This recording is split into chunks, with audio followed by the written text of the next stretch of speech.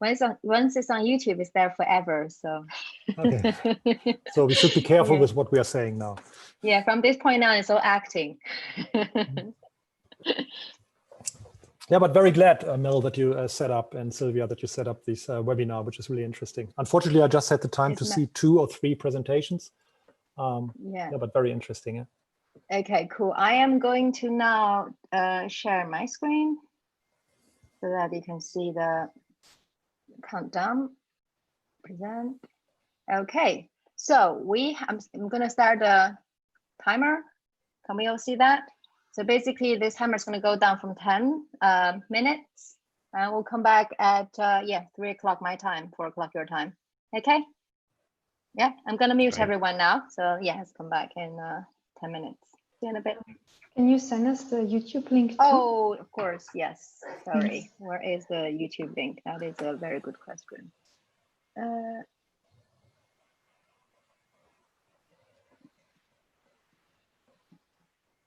Sorry. So Sylvia, when shall we turn on our video? So Mel, are you going to do the introduction, or is Mel starting? Do the introduction, Mel and then it'll be clear. Yeah. When you see the timer, when you see the timer goes to 0, that's when we come back. Okay. Yes, let me send you the link. So now you'll have the YouTube link. Okay, cool. Okay, great. Yeah. Thanks. Thank you. Oops, what's going on?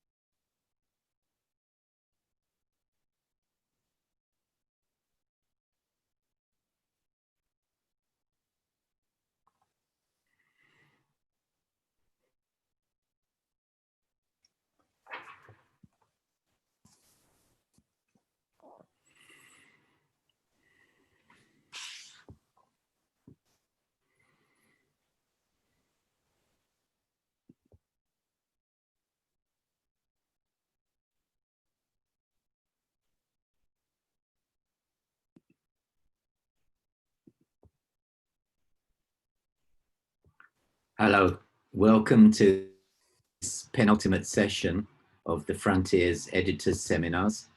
Today I'm very pleased to introduce Professor Frank Steinicke. He is a professor of human-computer interaction at the Department of Informatics at the University of Hamburg. His research is driven by the understanding of human perceptual, cognitive and motor abilities and limitations for interaction, as well as the experience in computer-mediated realities. He regularly serves as a panelist and a speaker at major events in the area of virtual reality and human-computer interaction, and is on the program committee of various national and international conferences. So, for example, he was program chair for IEEE VR in 2017 and 18. He's won many prizes and awards.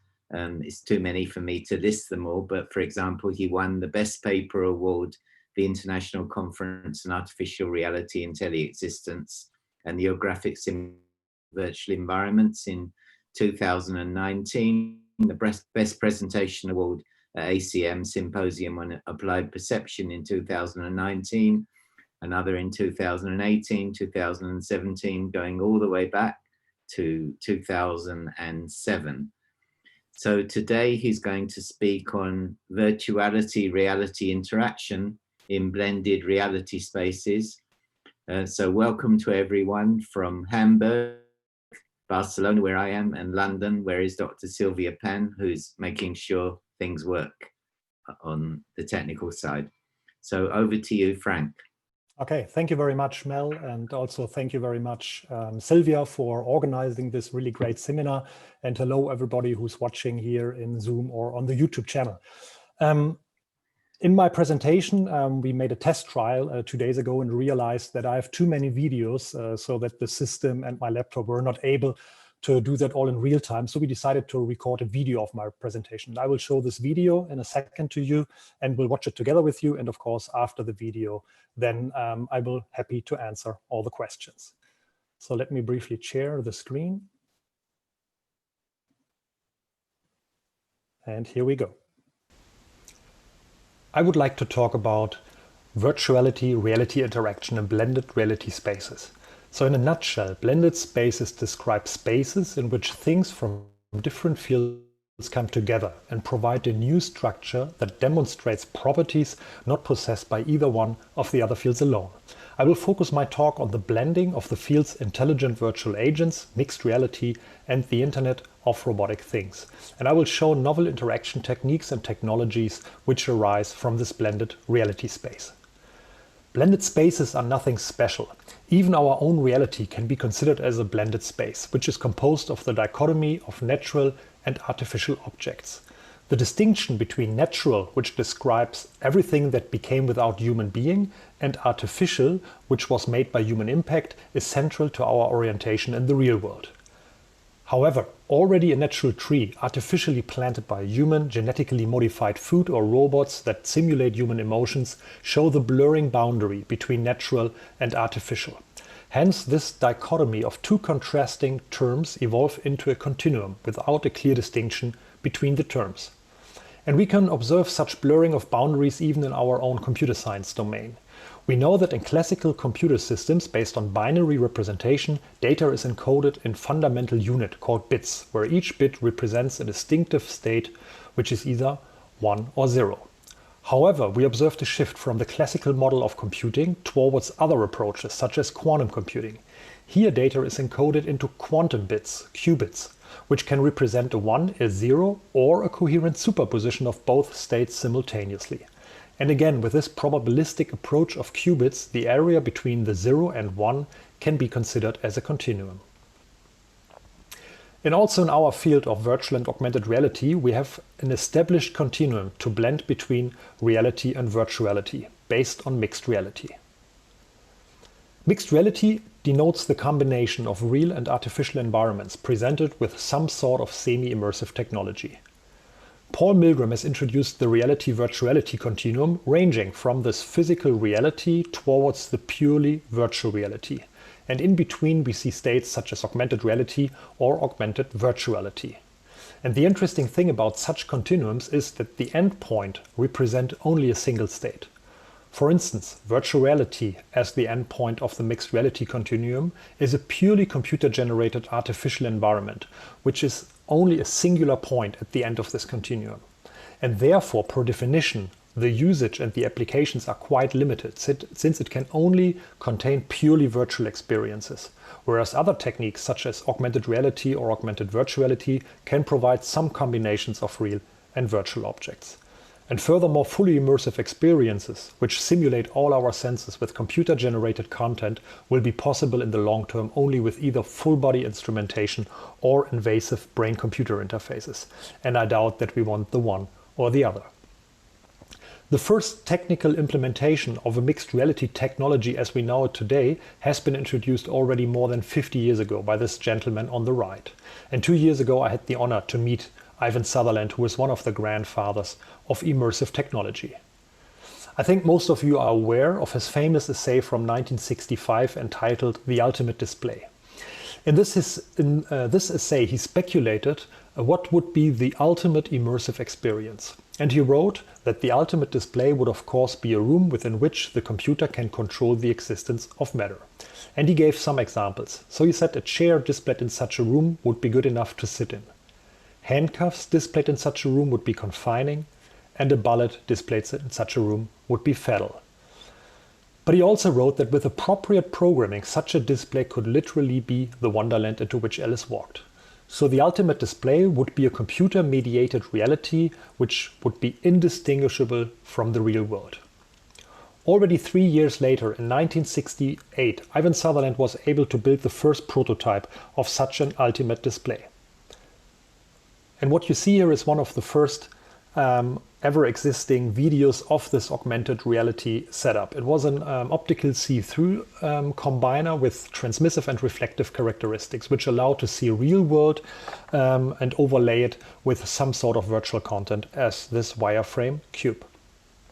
And though the ultimate display seemed to be described as a fully immersive experience, the first display built by Ivan Sutherland was actually an augmented reality display. And this is quite surprising, since we know today that building AR displays is much more complicated than building a fully immersive VR headset. But it seems that the team was already aware that AR would provide more possibilities than virtual reality. About 25 years later, I got in contact with virtual reality the first time around the 90s in a cyberspace cafe in Berlin. That was during the first VR hype, and I went to the cafe and played a game in an amusement arcade-like style, and I played a game of Tactile Nightmare introduced by W Industries. And this was around the VR hype, the first VR hype around the 90s. There was an enormous hype around this technology. And the problem, however, as you have seen in the video a second before, was that the overall technical milieu for a compelling VR experience was missing. So when you immerse someone into a VR system back at the 90s, they could only see a few colored polygons with low resolution, inaccurate drifting, and inaccurate tracking with drifts and also unacceptable latency. VR is dead became the narrative at that time, and it got clear that VR was not the way how humans would interact with computing systems back at that time. The real revolution came in a different form factor, which were smartphones, small and cheap enough to fit also in your pocket. And ironically, exactly the advancements in the smartphone sector led to a resurgence of virtual reality. Since all essential components used in today's head-mounted displays are based on components from the smartphone industry, such as LCD panels, OLED screens, IMUs, gyroscopes, as well as GPU powers. And regarding the recent developments in the head-mounted display market, we have seen transitions from tethered outside in via tethered inside out to standalone virtual reality head-mounted displays with inside-out tracking without the need to install any external tracking systems. In a similar way, also augmented reality displays have evolved to standalone inside-out displays. And probably in the future, we will see that AR and VR displays will evolve more and more to mixed reality displays, supporting full visual display spectrum of the mixed reality continuum. In principle, we have 3 different approaches to build mixed reality devices. First, optical see-through displays, which make use of an optical combiner, as seen in Ivan Sutherland's Sword of Damocles. Second, video see-through displays in which the partly transmissive lens of optical see-through is replaced by some sort of video screen. And third, spatial augmented reality, sometimes denoted as projection mapping, in which no lens is placed between the user and the environment, but virtual objects are projected directly onto the surface of the physical surrounding. And though the mixed reality continuum is often about augmenting virtual objects to the view of the user, each of these technologies allow to augment, diminish, or modulate objects in the view of the user. So let's have a brief look at these examples, starting with optical see-through displays. With typical augmented reality displays such as HoloLens, you can view the real world and superimpose virtual content such as annotations, instructions, or 3D models. And those are typical examples of augmentation.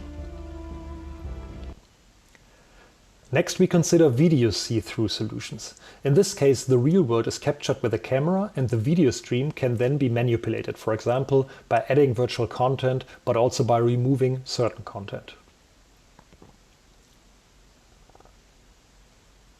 So such video see-through displays provide an ideal technology for diminished reality.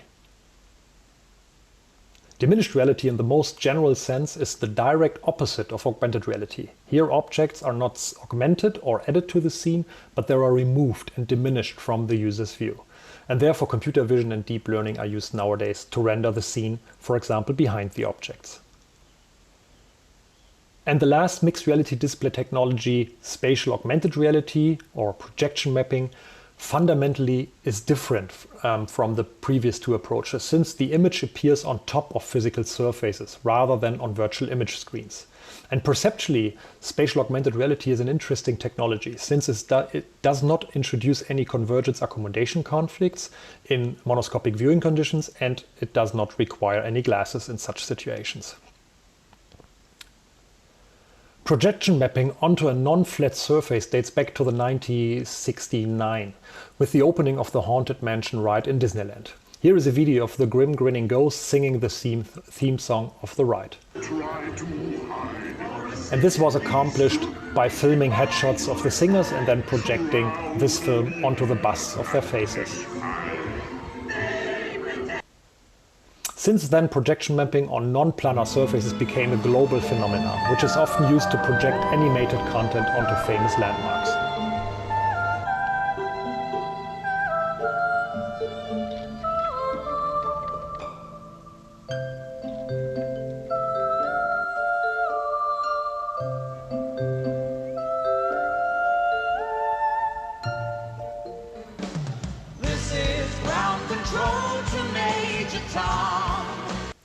From a research perspective, a lot of the work in the area of projection mapping has its roots in the Office of the Future project, which was coordinated by the Computer Science Department of the University in North Carolina in Chapel Hill. Examples include the shader lamps or the Being There project. In both scenarios, virtual content is projected on a non-planar surface and changes the visual appearance of the geometry without changing the geometry itself. About 5 years ago, Microsoft has presented the concept to extend a regular living room towards a more immersive experience by using multiple Kinects, depth sensors and projectors to augment the entire living room in order to provide an augmented 360 immersive experience. Users can also control a virtual character that performs non-physically realistic interactions in the living room. With a standard game controller, the virtual character can move up and around walls. Robots randomly appear around the living room to chase the virtual character. These examples show that most of today's mixed reality setups have a focus on augmenting the real world with digital information. But we have also seen in the previous examples that also the opposite approach is possible by diminishing information from the real world. Indeed, in principle, diminishment can be performed by augmenting the video stream with information which shows information behind the objects, but from a conceptual standpoint, augmentation and diminishment are completely different approaches. And hence we believe that the classical mixed reality continuum has some limitations here.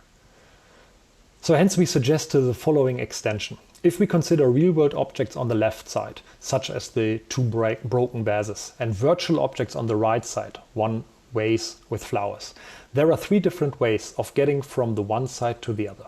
First, we can augment real-world objects, for instance, by adding virtual flowers in the real vases, similar to Milgram's mixed reality continuum. Next, we can diminish objects, for instance, by removing the broken parts of the vase, resulting in diminished reality or diminished virtuality, depending if we remove real or virtual objects. And finally, we can modulate real-world objects by changing the appearance, but without actually adding or removing objects.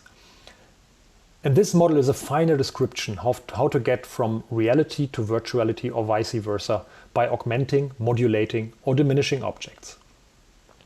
But still, it lacks more dynamic scenarios with seamless transition and interaction between virtual and real-world objects. So let's reconsider Ivan Sutherland's vision of the ultimate display.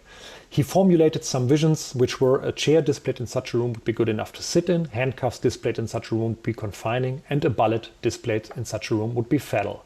So that means that in one moment, a chair could be diminished and I can't sit on it. But in the next moment, a chair is added to the scene or modulated and I can sit on the chair. There is no need to switch glasses or change the display environment, but the entire experience appeared to be seamless. This is what we call reality-virtuality seamlessness. Second, handcuffs displayed in such a room would be confining. So virtual objects can affect real-world objects and vice versa. And we will refer the ability of real and virtual objects to interact with each other as reality-virtuality interactivity. And finally, a bullet displayed in such a room would be fatal, so virtual objects can transform from virtual to real objects or vice versa, which we refer to reality-virtuality transformability. And this brings us to the definition of a blended reality space, which is a reality-virtuality environment with one or more real and virtual objects and actors which support reality-virtuality transformability, interactivity, and seamlessness. So let's see how we can build such a space. And here we focus on spatial augmented reality setup for now, due to the mentioned benefits of the monoscopic case with no convergence accommodation and no need for using glasses. What we build is a cave-like setup with fixed and movable projectors equipped with depth sensors, tracking systems, and physical objects, which also are typically enhanced with some sort of actuators on which we can project certain objects. And here is an example of one of the works of my PhD, Susanne Schmidt, who developed an interactive blended museum experience. So what you see here is a skeleton of a dinosaur, which is placed inside this cave-like setup. And the first thing that you see here is a typical augmented reality scenario. So you can annotate the skeleton with additional virtual or digital information, such as annotations about certain body parts of the skeleton.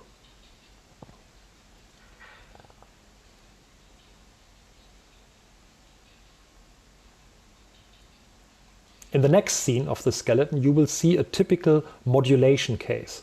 So in this case, the appearance of the skeleton is manipulated by adding, for example, a virtual skin, as illustrated here.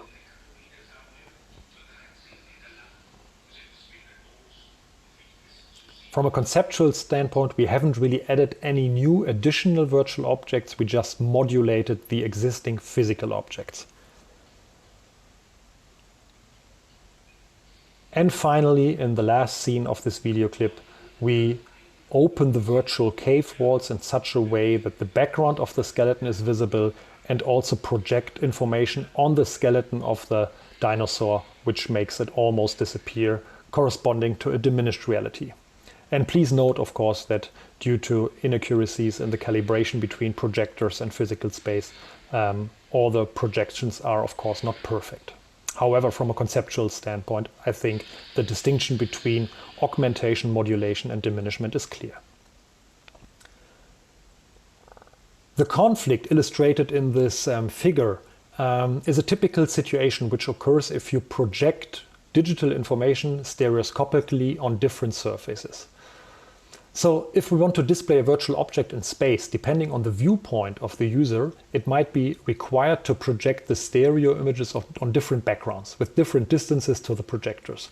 And this will lead to different accommodation convergent conflicts, different amounts of blur, and different luminance for parts of the image. And those conflicts might lead to inconsistent depth perception of objects. My PhD student Susanne, who is also answering, by the way, questions during and after the talk, evaluated the depth perception when objects are displayed on different surfaces in depth. So the participants saw a stereoscopically displayed object on one board and could control the depth along the z-axis of the other with a gamepad.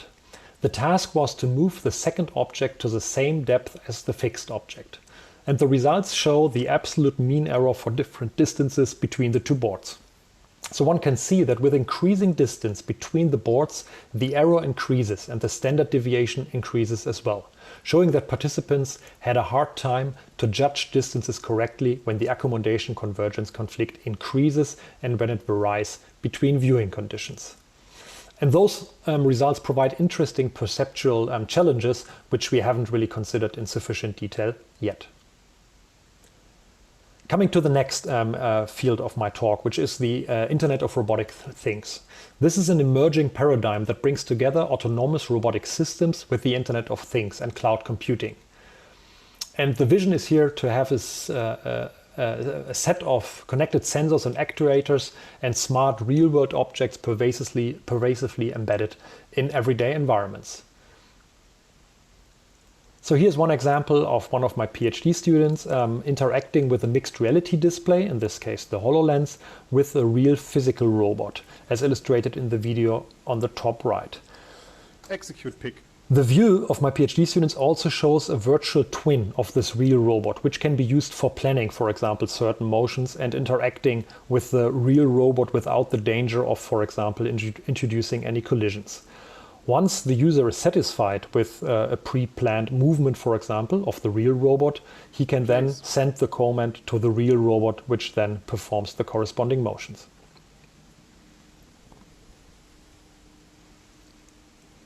Another example of interacting between mixed reality and virtual reality interaction and the Internet of Robotic Things is illustrated in the next video by one of my PhD students who interacts here with a real physical drone using some immersive VR game controller.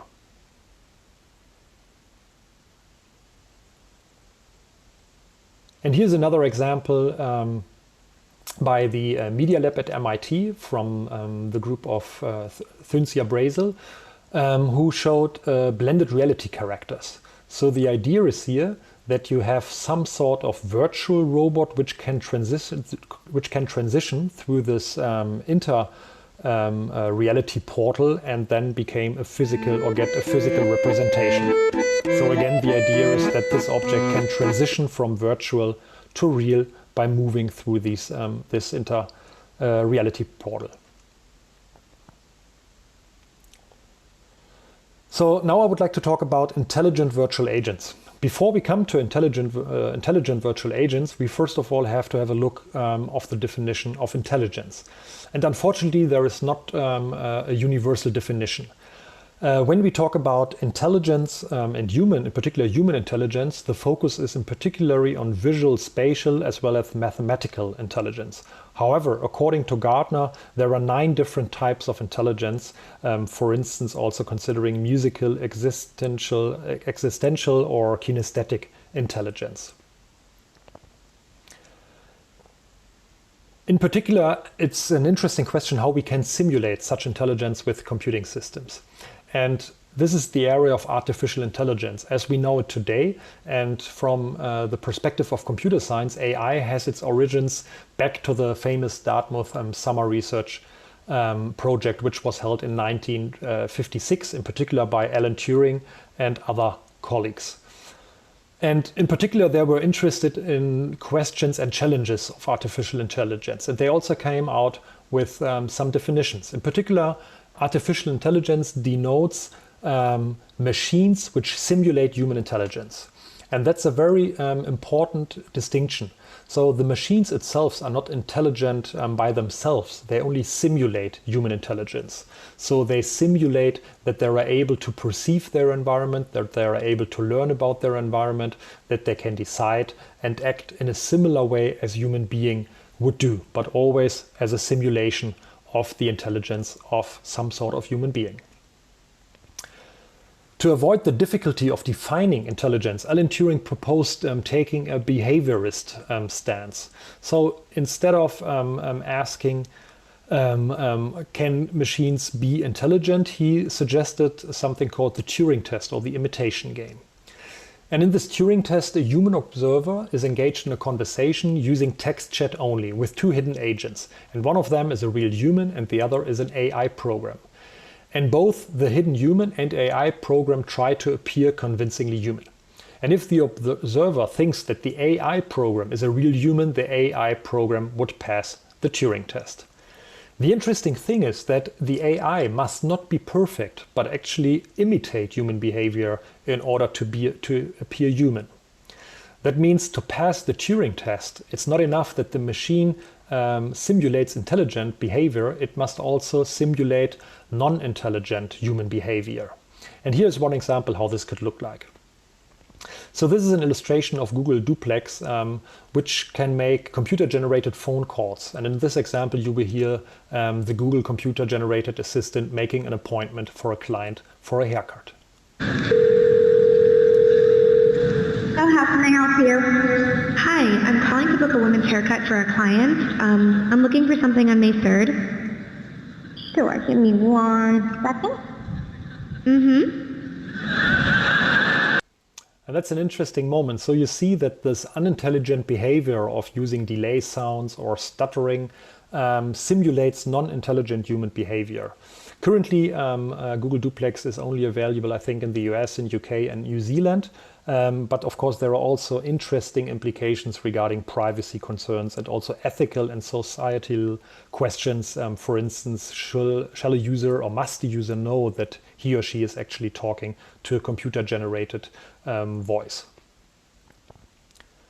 Today, we can already generate virtual agents which are able to simulate intelligent human behavior quite realistically. And here's one example from my lab in which Susanne generated a Unity 3D based agent which is connected to the IBM Watson AI solution. And so the human is able to communicate by speech and also gestures with other humans. Let's have a look at an example. Hello. Hello, how can I help you? Tell me about HoloBalance. In the HoloBalance project, we utilize holograms for personalized virtual coaching of elderly people with balance disorders. I can show you some project videos if you like. Are you interested in one of them? The second one looks interesting. Okay, here we go.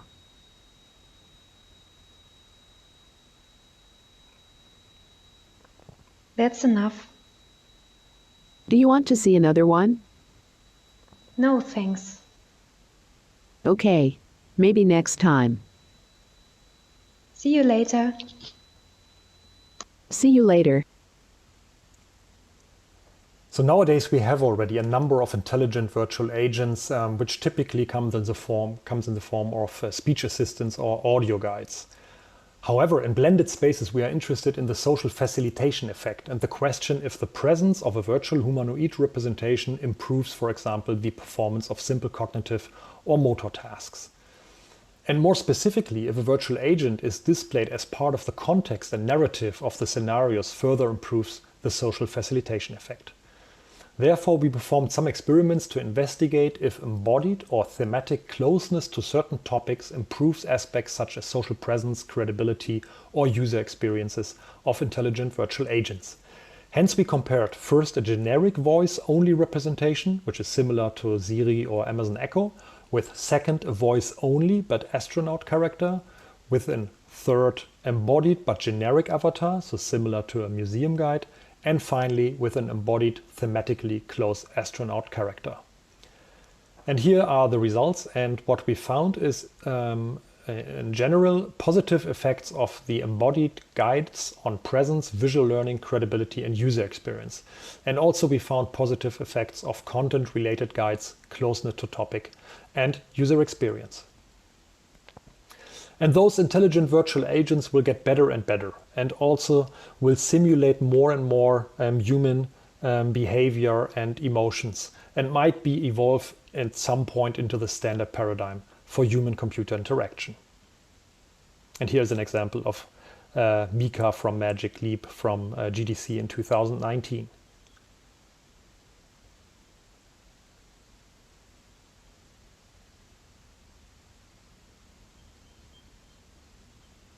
And please note also the sort of emotion that she presents by body posture, by her facial expressions, etc.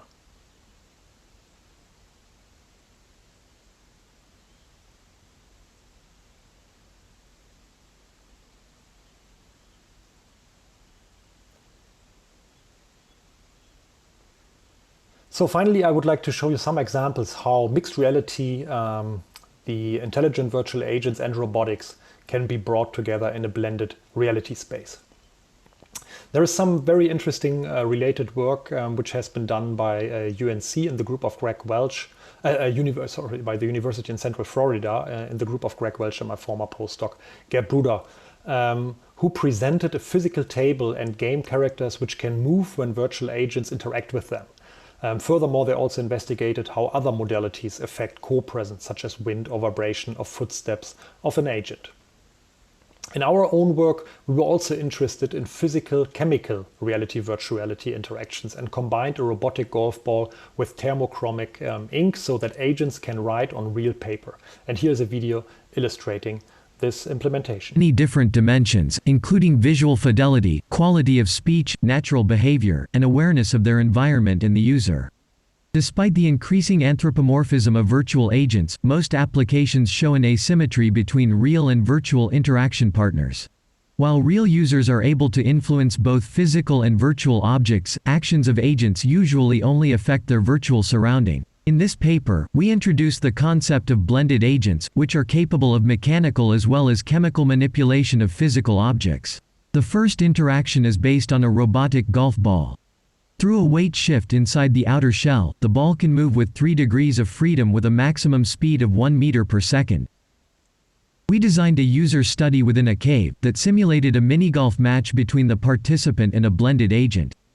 The animations of the blended agent were synchronized with the movements of the robotic ball, resulting in the illusion of the agent hitting the ball. The agent played the ball along a predefined path into the hole. Afterwards, the agent headed back to a table at the entrance of the mini-golf course to record her score using a prepared scorecard. In this context, we demonstrated our second virtual physical interaction, persistent writing on a sheet of paper using a thermal table. The table is a custom-built device to activate thermochromic ink on a sheet of paper via temperature variation. Initially, the blended agent writes a projected score onto the sheet of paper. In the course of the mini-golf match, the temperature is switched from high to low, and the previously transparent ink turns black. Therefore, when the user takes the scorecard outside of the mixed reality environment, the score is still visible as it is physically written. Participants of the study described the experience as fascinating, more realistic, and memorable. Further information can be found in the paper. So one thing which becomes obviously is that in such blended spaces and blended reality spaces, the way how we interact with real and virtual objects will be different from the way how we interact nowadays with computers. But we have seen already a couple of transitions in the way how users interact with computing technologies. In the 60s, we were focused on command line interfaces with our keyboard. Around the 80s, we saw the rise of the graphical user interfaces in which we could use the mouse in combination with the keyboard. And around the millennium, the focus was on natural user interfaces on our tablet PCs or mobile phones in which we use touch, voice, and gestures. And with this new rise of mixed reality technology, we already observe again a shift in the way how we interact with computers. And the different paradigms, how we interact, have different foci. For example, obviously a lot of the interaction will be more spatial in the three-dimensional context in which we live. We have also seen that artificial intelligence is getting more and more into our user interfaces and into our daily life. So presumably the interactions with computing technology will be smarter.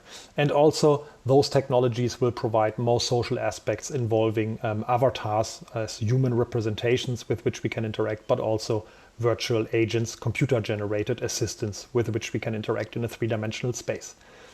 Here are just a few examples of how, for example, spatial interaction in a three-dimensional space could look like by using, for example, micro gestures, variable computing, or, for example, more comfortable 3D interactions. As I said, probably those user interfaces will also get smarter. We also already saw some examples of interacting with robots.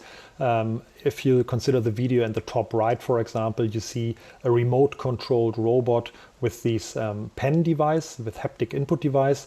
And here again is a combination of a one-to-one mapping of the movements of the user and realistic as well as intelligent grabbing behavior of the robot. So the user is only sensing rough information like, please grab this, this glass, for example, or this mug, and then the robot uses artificial intelligence to perform the grab. And also at the bottom, you see two examples in which artificial intelligence is used, for example, to predict the best putting lines or predict, for example, traffic jam in three-dimensional city visualization. And next, I believe that user interfaces for such blended reality spaces will also include more social aspects, as illustrated in those examples here.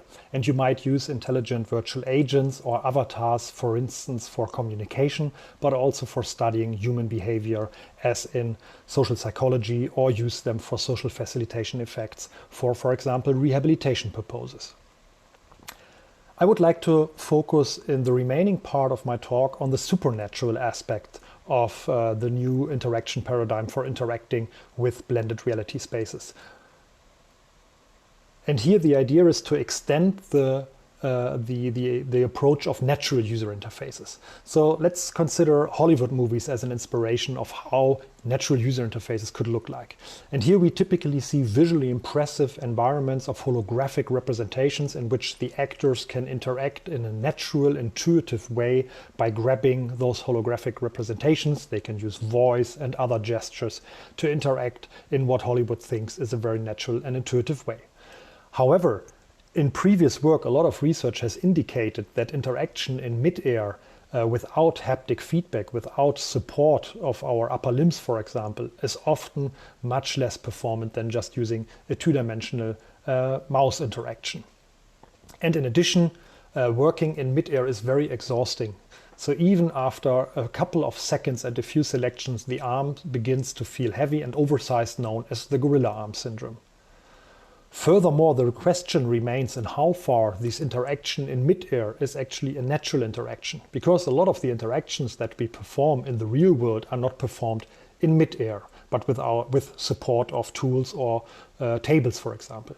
Here are two examples of interaction paradigms which are termed as being natural, which is the bloom gesture on the left side and the air tap gesture on the right side, which are both interaction metaphors or techniques for the Microsoft HoloLens. So the left bloom gesture allows you, for example, to access the menu. The right air tap gesture allows you to select something. And to be honest, before I have used the Microsoft HoloLens for the first time, I have never done this air tap gesture in my life. So the question really remains in how far this is a natural interaction. Well, it might be a very natural interaction technique if you're a chain smoker. But as I said, I have not used this technique before I ever used the Microsoft HoloLens. So it looks like that a lot of these visually impressive interfaces for interacting in mid-air are not natural at all. And so my group was really interested in the question, what is a natural interaction then if it's not what we know from Hollywood movies? So, and we were inspired by the idea that a natural user interface should be something that somebody can use even if people do not teach him or her to do so. So the question is, what do infants learn when they start to move through the physical world, even if nobody teaches them to do so? Well, and I have a 4-year-old son by myself and could observe firsthand that there are certain actions that my son learned even if I haven't taught him to do so. So for example, he started to grab things, to touch certain objects, to point in space, and also walking. And there's also research which backs up this observation. So for example, researchers from the Northwestern University in Illinois performed studies that indicate that the infant brain comes already equipped with something that they called naive or intuitive physics. So the infant brain has already an innate sense of physics. For instance, they know that unsupported objects will fall. And we use this as an inspiration to define actually what a natural user interface should be. So we believe that natural user interfaces are those interfaces that can be operated by a user who only knows about intuitive physics. However, it's obviously a good idea to make natural user interfaces in such a way that they are based on these intuitive interaction. But the question is, why should we limit ourselves to such natural constraints? So in the virtual world, we might be able to add a little bit of magic to such natural user interfaces. And that's the major idea of supernatural user interfaces. So those are those new natural user interfaces which are not limited to physical reality, but which are based on intuitive physics. And let's consider one example, what I mean by this. So the last sentence of Ivan Sutherland's wonderful essay was "the wonderland into which Alice walked." So the idea is here that users should be able to explore a virtual environment in the most natural way. And this is not by using a gamepad, a 3D input device or a mouse, but using real walking. To implement real walking is actually quite easy, but there are also some challenges. So assume that you have a user in a living room setup or in a laboratory environment illustrated by this gray area, which reflects the real environment in which we can track the user's motions. Those can be mapped now one-to-one to the virtual camera so that users can actually walk around and explore the virtual environment. The problem is that typically the virtual environment is much larger than the physical environment. And typically users wear a head-mounted display, so they are not aware of these physical boundaries, and at some point might even collide with physical objects such as the boundaries in the real world. And those things really happen. Here's an example of a user which I found in a YouTube video. So here we have a user who plays a zombie game, and she actually perceives a high sense of presence. So to speak with Mel Slater's definition of sense of presence, she has a high place illusion. So she really believes that she is there in this space, and she also has a high plausibility illusion. So she really believes that the zombies actually try to catch her. And look what happens if you perceive such a high sense of presence in such a stressful environment. You almost don't get the knife. Oh, shit.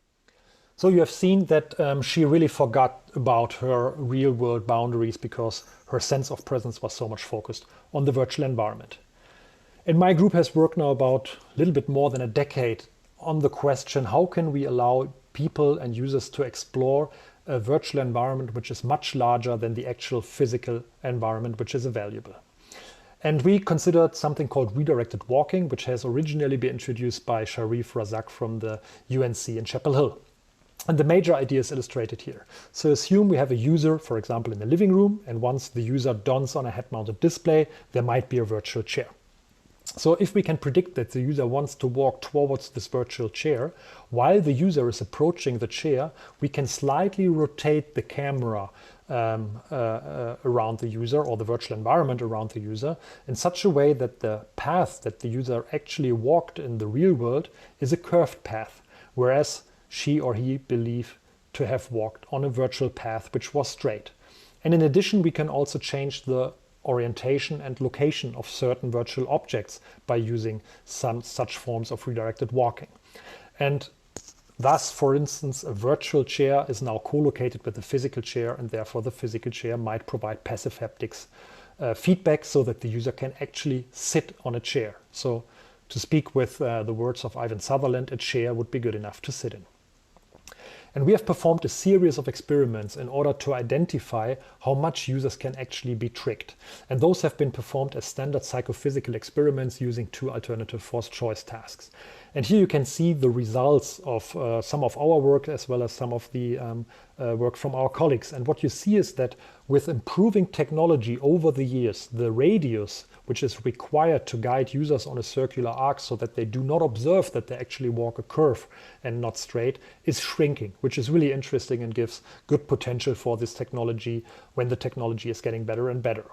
However, today we still need a little bit more than 10-meter radius in order to be able to guide users on the circular arc so that they don't notice.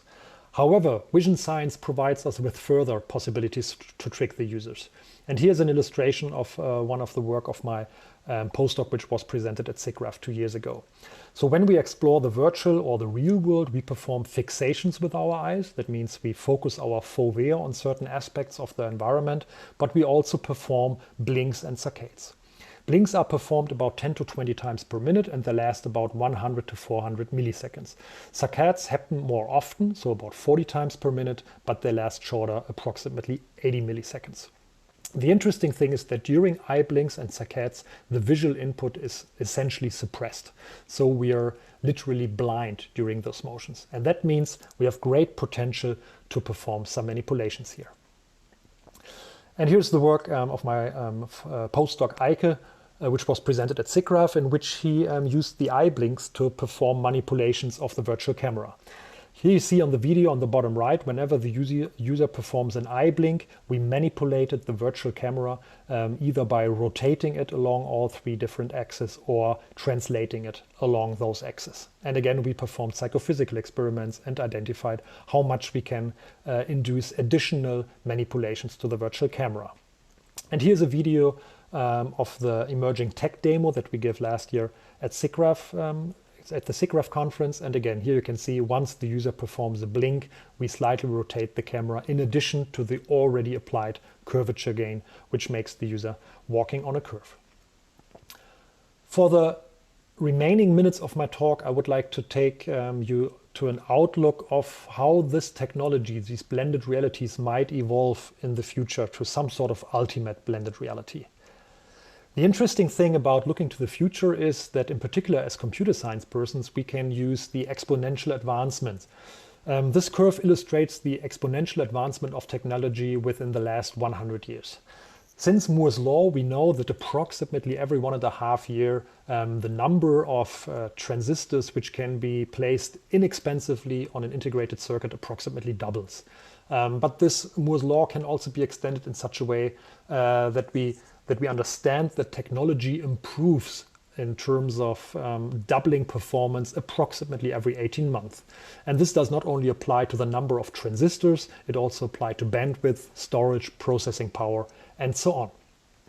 And this is not only valid since Moore's law, it also applied to other paradigms that we had before integrated circuits. So for example, electromechanical relay technology or vacuum tubes. We already observed this exponential advancement over time, and we will certainly continue to observe this exponential advancement even after the area of integrated circuits, for instance with 3D circuits or also quantum technology as introduced at the beginning of my talk.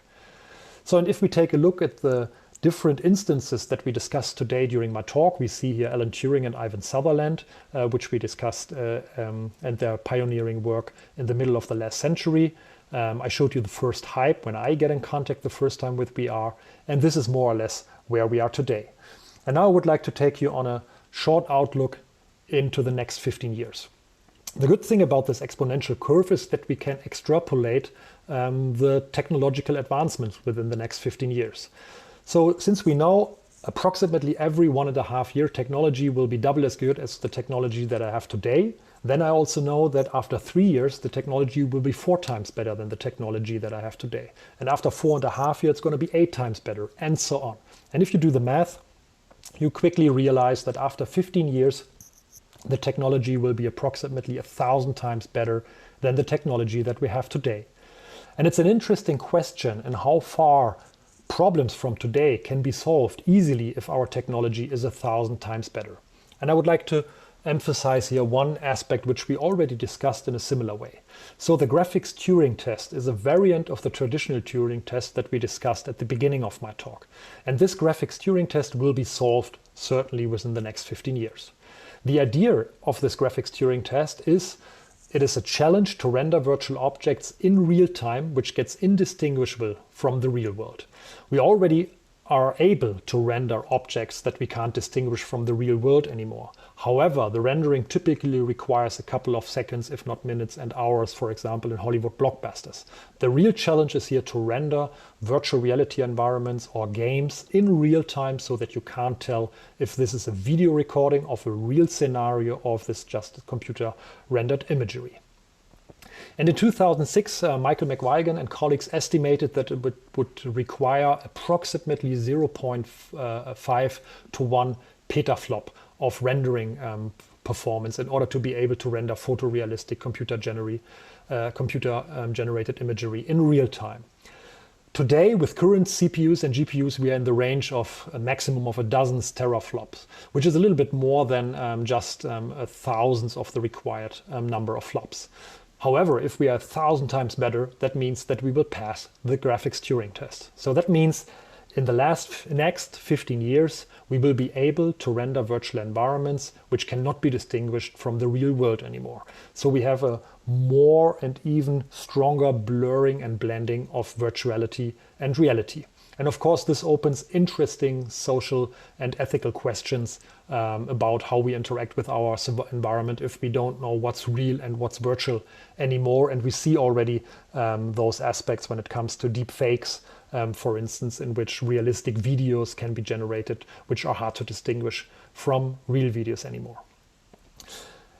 And here's one example which just illustrates what the evolution of Moore's law in approximately 15 years means. So when I finished my high school in 1996, I spent a lot of time playing Tomb Raider. And the best rendering that you could back at this time of Lara Croft is illustrated here on the left side. However, approximately 15 years later, so 1.5 decades, Lara Croft was already looking like this. And please have in mind that this is exponential advancement, and in 2016, Lara Croft looked already like this. And if you consider this exponential advancement, it really gets clear that within the next 10 to 15 years, we will have renderings from which we cannot tell anymore if they are real or virtual.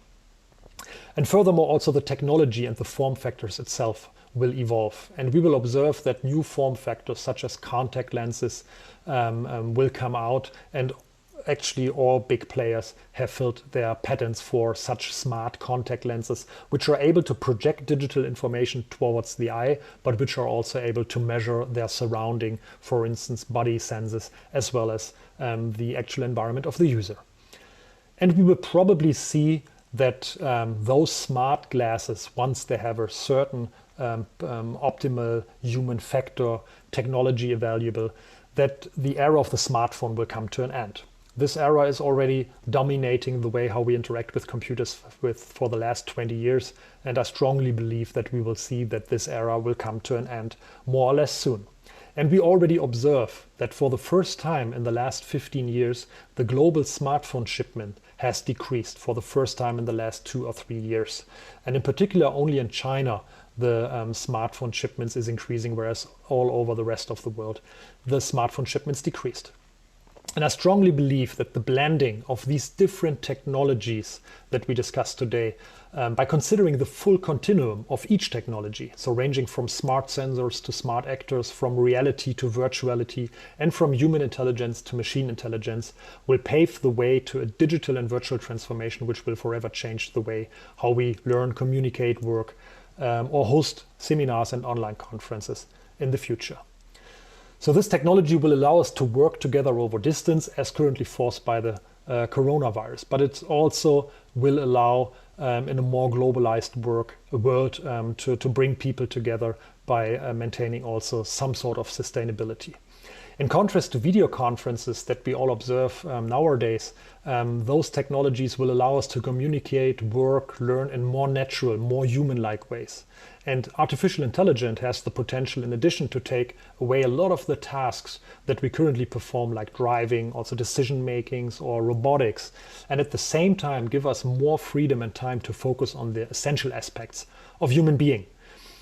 Empathy, emotions, and creativity can only be simulated by machines. And this will always be the gold standard of the human to include those kind of human aspects into our day-to-day communication and interaction. And hence, I really believe that virtual reality, mixed reality, and artificial intelligence have the potential to let us actually become more human again, in particular in times of global crisis. So thank you so much for your attention.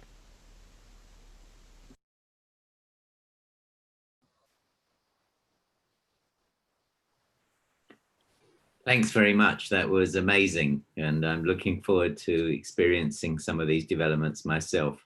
So thank you. There are a number of questions coming in, and the first one is from Muhassin Rashid. He says, thank you for the presentation. In the depth perception study, did you investigate the individual difference on space perception? Yeah, that's a very good question. The experiments are all already a couple of years ago, but Susanne was so kind also to help me a bit to remember everything. So we realized that we had a large standard deviation and also a lot of differences between participants. So what we did is we performed a follow-up study to investigate more the individual strategies that people use to make a better depth perception. So we used an eye tracker in order to understand what is the strategy for them to estimate, since we realized that a lot of people were quite good in estimating the depth and a lot of people made a lot of errors. So the only correlation that we found, and that was a significant correlation, is for those people who had already a lot of experiences with 3D stereoscopic images, either on 3D cinema or in research on projection screens, etc. They were quite good in judging the distance because they basically work a lot with different accommodation and convergence conflicts. And those people who basically saw a stereoscopic projection more or less the first time, or at least not very often, had strong difficulties to judge if the projection of each object were correct. So in particular, I would say as a short answer, the more you work with accommodation convergence conflict as a researcher, you better get in judging the actual distance of those objects. Thank you. From Johannes Schan, he's interested in the redirected walking, and he wants to know if the play area, real world area have to exceed a certain size threshold in order to function properly. Yeah, that's a very good question. So in our psychophysical experiments, we were particularly interested in this curvature. So the idea letting users walk on a circular arc and see how much we can shrink the radius so that they actually believe to walk straight or they actually walk on a circular arc only. And here the recent research says we need at least a radius of 10 meters. So and if you put in a circle with a radius of 10 meters, that means you need at least 20 times 20 meters as space for this guiding on the curve only. However, there are a lot of other tricks that you can apply, as I showed this blinking, so using change blindness to change something. There is a lot of work introduced by Evan Zuma, now at the University of Minnesota, who used also change blindness tricks to, for example, switch door positions and redirect you by walking through different doors, etc. And currently also ICA does a lot of redirection during interactions. So for example, while you are engaged in some sort of task, we can add additional manipulations. So, and in the SIGGRAPH presentation that we had, I think the overall physical space was about 4.5 times 4.5 meters. So that was the space in which you could walk. And the virtual spaceship that we displayed had a size of approximately 20 times 20 meters or so. And that worked pretty well, though the overall interaction of the user was confined. So we had like very confined curves on which the user had to walk. They had to do certain tasks. So we know exactly what they're going to do in the next moment so that we can adjust the rendering correspondingly. So as long as you can constrain the overall interaction and make it into the narrative of the redirection, I think this is something that you can actually do in your living room. But if you really have this vision of a human can just do whatever he or she wants in the virtual environment, we will probably need a larger space. And my guess will be probably in the range of 15 times 15 meters at least. Thanks very much. There's another question related to redirected walking, and it's from Ewan Lavoie, who says, when translating or rotating the visual field during a blink, do the users notice the manipulation? Do they notice the change more if they have a visual representation of their limbs in the visual field? Yeah, so during the blink, as well as there has been other work by NVIDIA about using saccades as well. So we were focused on blinks here. They did not observe the manipulation once it is within a certain threshold. So the actual manipulation during the blink is not noticeable. But what is noticeable is the comparison of what they have seen before and afterwards. And if there is a too much deviation between the environments, they notice that something has changed. But again, I think that was somehow in the range of 5 degrees, for example, in rotation, which was not noticeable by the users. The other part of the question is super interesting. So does my limb information or my own body will make it harder or even easier to manipulate users? And this is an open question. So we don't know. We don't know yet. So what we have done, as I said, is we did some interaction tasks. So we let people kind of use a screwdriver while we rotated the environment behind them. But this was more or less to get their attention away from the manipulation. We haven't really done experiments in which we controlled, like just hold your hands, for example, stable in front of a screen while we perform the manipulation in the background. I could argue for both directions. So it might be that users are more focused on their own body, and so the visual blur of the background is stronger. So it might be that we can even manipulate more, but it could also be that the interrelation between the position of my hand and the background will give them an additional cue if something, for example, moves. So short answer, I don't know the answer. It's a very good question and very interesting for future work. Thanks. I have a question, which is in your predictions for the future, of course, you mainly focus on the visual side, but what do you think is going to happen on the haptic side? Will the vision of Sutherland that you can sit on the chair, where the chair is completely somehow digitally created? Yeah, that's I mean, that's a very, very challenging question. I mean, haptic devices, as you know, are pretty good already today. Yeah? So if you have like a professional haptic device, it gives you some very good indications. But of course, those are super limited.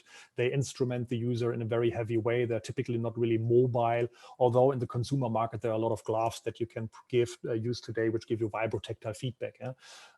But I think we are really far away from this ultimate vision that the computer can control the existence of matter. So in terms of that, there's some matter which kind of evolves and disappears depending on where you need it. So I think that's very far away, and that's why I'm so interested in those perceptual aspects, because by using perception and the technology that we have today, we can at least make people believe that, for example, I can sit in this chair by using a real chair, but which is kind of just placed there and provides passive haptic feedback.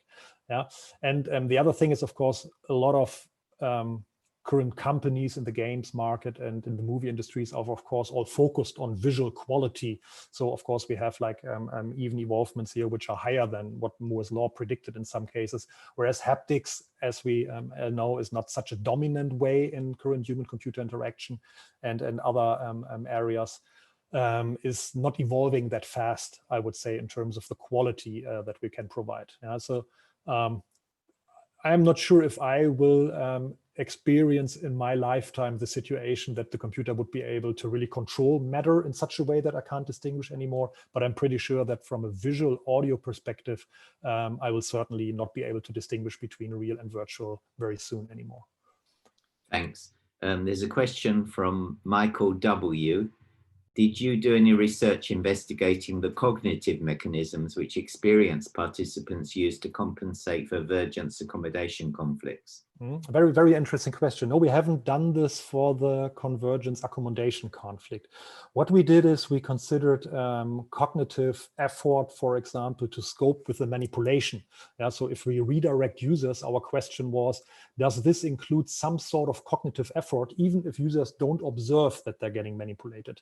And so what we found is the more we manipulate users, actually, the less they're able to solve dual tasks. So we gave them an additional task, like a memory task, while they get redirected. And the more we redirect the users, the worse they perform in the second dual task, indicating that getting redirected requires some cognitive efforts. Even if you don't notice that you get manipulated, your brain needs some cognitive efforts to make the motor control to follow. We haven't done this for the accommodation convergence conflict, which might also be super interesting. So typically you would do this with some sort of dual task. So you give them some perception task that at the same time provide a cognitive task and see, for example, if the performance drops down here.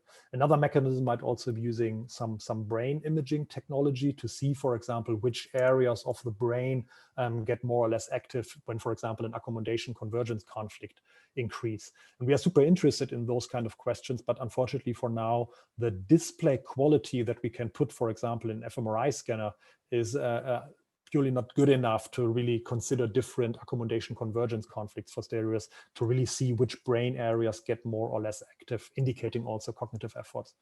So Michael, if you're interested in collaborating on those questions, just give me an email. We are super interested in all these kind of questions. Thanks. Daniel Salamanca asks, if you're talking about, it's also carrying on talking about the future, what do you think about ethics and the way we can use these technologies? Mm-hmm. That's a very, very important question I get very often. I have to admit that I'm not an ethical expert and also not a philosophical expert. However, we have at our department, which is really interesting, in our Department of Computer Science in the University of Hamburg, a professor for ethics and information technology, which is really unique, and at least in Germany, the only ethic professor at a computer science department. Of course, we have a lot of discussion about those kind of things. In particular, I was also invited by the German government to discuss ethical and social issues of using virtual reality and assuming that this technology is coming more and more to our homes. And a lot of the discussion that turned out of potential dangers of virtual reality and augmented reality are more or less extensions of what we have already by using technology. Yeah? So if you think about the internet or games, yeah? So it seems that virtual reality and the technology that we're talking about is extending a little bit these problems and make them more obvious. Yeah? So things which are already there. But I mean, I don't really have good answers for some of these questions. Yeah. So for instance, if we are able to project something on our contact lens from which I cannot tell if it's real or virtual anymore. Yeah? So is this something in which need to be regulated in such a way that there is always like an annotation which says, oh, this is the avatar of Mel. It's not really Mel. Yeah? So that I know this. Is this important? And then you can think about how are we doing that today? Even today, we have artificial objects in our space, and there is no sign which says, oh, this is not a natural tree. This is an artificial plant. And we don't have this information also in the internet nowadays. If we see news, is this a fake news or not a fake news? And we just start to include this in our social media as the current discussion about the Twitter and the Trump tweets kind of open. And we will have certainly more and more of these questions if it comes to deep fakes. And I think a lot of those things are really risks and danger for our democratic understanding, and they need to be regulated somehow, either by the government, by the companies, and ideally by the society itself, yeah, which decided to use certain technology and not. Thanks. Actually, that's a good point for me to say that next week, the final session in this series is going to be a panel on the ethics of augmented and virtual reality. But I'll give the announcement of that properly soon. There's an anonymous attendee who asks, to become part of future blended reality, what key skills will be required as a researcher? Yeah, that's, I mean, in our community, we were often discussing what are the skills that you need to be a good VR researcher. And I think it kind of changes from time to time, and also depends, of course, a little bit on which direction you actually want to work. VR is a super complicated field. Yeah, you have vision, you have acoustic, you have haptics, as you mentioned, Mel, you have perception, you have ethics, you have artificial intelligence, system engineering itself. So there are so many things. And I think that a lot of people currently working in the VR field come from the computer graphics background, as myself. So starting with computer graphics, then you go to 3D graphics, and at some point to stereo graphics, and then you enjoy kind of using these more real-time interactive things. So I think that's at least helping if you have like a computer graphics background, because a lot of the virtual reality environments that we have nowadays are based on visual display. And then it really depends on your interest. So I'm super interested in the perceptual and user interface questions. So I have a little bit of knowledge in psychology, as well as user interface design, interaction design. If you're getting more and more interested in actually building stuff, like on the engineering part, of course, it might be good to have some electrical engineering expertise and more focus on the software development aspect. But that's, I think, also so cool about our field. Yeah? So if you think about like mixed reality in the core, there are so many directions and perspectives on which you can work. And also at our conference, of course, we have psychology persons there, we have designers there, HCI experts, as well as computer science persons. And yeah, so it really depends on the perspective that you would like to tackle. Thanks. So the final question's from Sylvia. And would you like to come back, Sylvia, and ask it directly? Yeah, sure. Hi, hello, Frank. Fascinating talk. I'm getting a lot of pluses from YouTube, just so that, you know, you should have this feedback. I have actually two questions. One is probably more sort of from, because I work with people in the industry a lot based in London. I think one of the questions that they will be really, really interested in getting some of your perspective is that you talked about XR, like not only VR, but also AR, right? I think one of the problems the industry is having now is, how many devices are out there? What is going to be the device that actually penetrates the market, so that they have to be prepared to develop applications for that device? Do you think there'll be like I think it's going to be an untethered 6 DOF, sort of, hopefully without controllers we can use gesture interaction as well. But do you think kind of that can combine VR and AR? What are your thoughts on this? That'll be my first question. Yeah, I think in the vision and in the long term, we will have contact lenses which will be able to do everything. So they can display AR, they can display VR, fully immersive, and of course they can just show me the real world as it is. Yeah. And on the way towards this global vision, of course, at some point you have to decide. Yeah? I mean, there are already devices out there which use video see-through display, which you can then use for using VR as well as using a video-based technology. However, there are some limitations. Yeah? So in particular, if you use video see-through displays, you will always have to face with accommodation convergence conflicts, because you have your virtual screen somehow. In an optical see-through, like the HoloLens, you can have like a free conflict perspective, at least to the real world.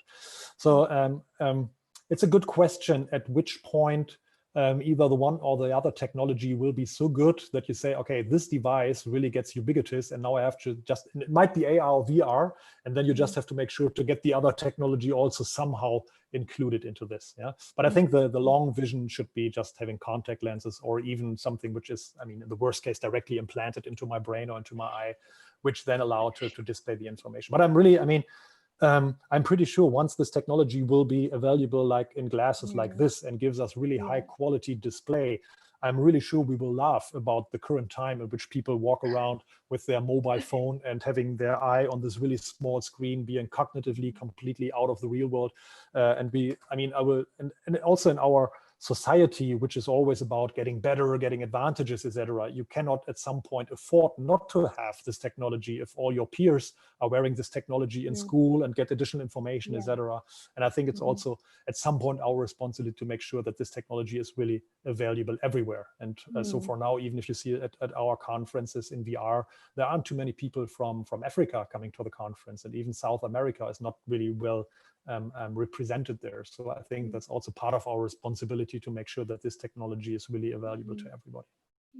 Yeah, I think I feel a bit uncomfortable about the implants or contact lenses, because I feel that no matter what it is, I wish it is something I still can remove whenever I want to, right? I feel probably a pair of glasses like the ones you're wearing now.